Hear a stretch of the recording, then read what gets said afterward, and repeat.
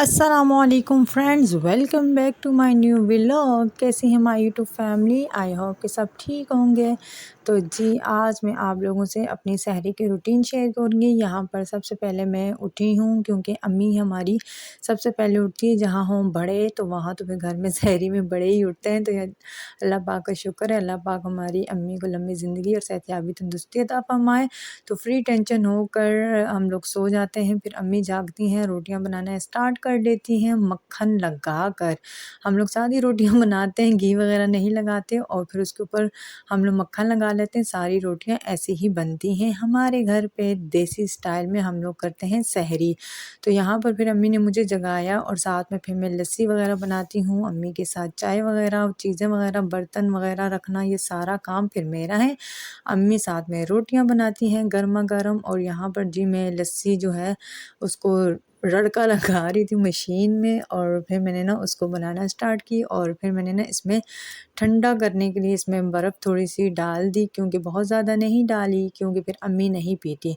तो यहाँ पर सारी चीज़ें कर रही थी रेडी। और यहाँ पर फिर जो है फिर बारी आती है सबको बारी-बारी जगाने की। अभी मैं लाइट ऑन करूँगी और ये चटाई वगैरह नीचे डालूँगी और फिर ये है कि जगाने का काम भी मेरा ही है। क्योंकि सहरी में फिर जागना जो होता है ना बड़ा मुश्किल होता है। 2-3 हैं जो हमारे घर में मुश्किल से जागते हैं, जैसे मेरे हस्बैंड और जेठ हो गए। अब्बू तो हमारे बहुत जल्दी जाग जाते हैं। और यहाँ पर जी हमारी सारी चीज़ें जल्दी से रेडी हो रही थी और आज हमारे घर में बनी हुई थी दाल। तो दाल भी खानी ही चाहिए, ये भी हमारे देसी जो है चीज़ों के साथ एक देसी तड़का जो है लगाया हुआ है। अम्मी ने देसी घी का इसको तड़का लगाया है दाल को और ये बहुत ही मज़े से फ्राई किए। और फिर सब लोग बैठ गए दस्तरख़्वान पे, खाया पिया और फिर अज़ानें हो गई। और फिर उसके बाद ये जो बारी आती है ना, पूरा किचन बिखरा पड़ा हुआ था। यकीन जाने पूरे बर्तन ही बर्तन हुए हुए थे और ये सारे अभी समेटे हैं, किचन को वॉश किया है। और यहाँ सिलेंडर पड़ी होती है, बहुत ज़्यादा खलाड़ा लगता है किचन में। तो बस वो सारा नीट किया है, वुज़ू वगैरह किया है और फिर अभी बारी आती है इबादत की। आराम सुकून से, जब बच्चे ना जाग रहे हो ना साथ में, तो आराम सुकून से अल्लाह पाक से दुआ भी इंसान कर सकता है, आराम सुकून से अपनी नमाज़ भी पढ़ सकता है। अगर बच्चे जाग रहे हो ना, हानियाँ जाग रही हो, तो फिर वो मुझे बहुत ज़्यादा डिस्टर्ब करती है, नमाज़ भी मुश्किल से ही पढ़ने देती हूँ क्योंकि नींद से जागे होते हैं बच्चे।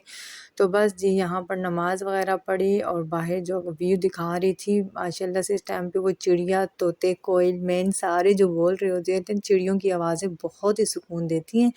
और फिर जी मैंने कुरान पाक खोला और अपना जो है सुपारा पढ़ने लगी हूँ। मेरा माशाल्लाह से 22वां सुपारा था और फिर मैंने इसको पढ़ना स्टार्ट किया। और पढ़ते-पढ़ते फिर ये सहरी के बाद आप यकीन जाने मैं ना फिर 8:30 तक जागती ही रहती हूँ, क्योंकि मेरी ये रूटीन है। क्योंकि जिस दिन हुज़ैफ़ा को स्कूल जाना होता है फिर मुझे जागना पड़ता है, क्योंकि मैं अगर सो जाऊँ फिर मेरी जो उठना दोबारा मेरे लिए मुश्किल हो जाता है। तो अभी हुज़ैफ़ा को जगाते हैं। और आज का सहरी का व्लॉग पसंद आया तो वीडियो को लाइक कीजिएगा, मुझे अपनी दुआओं में ढेर सारा याद रखिएगा। अल्लाह हाफ़िज़।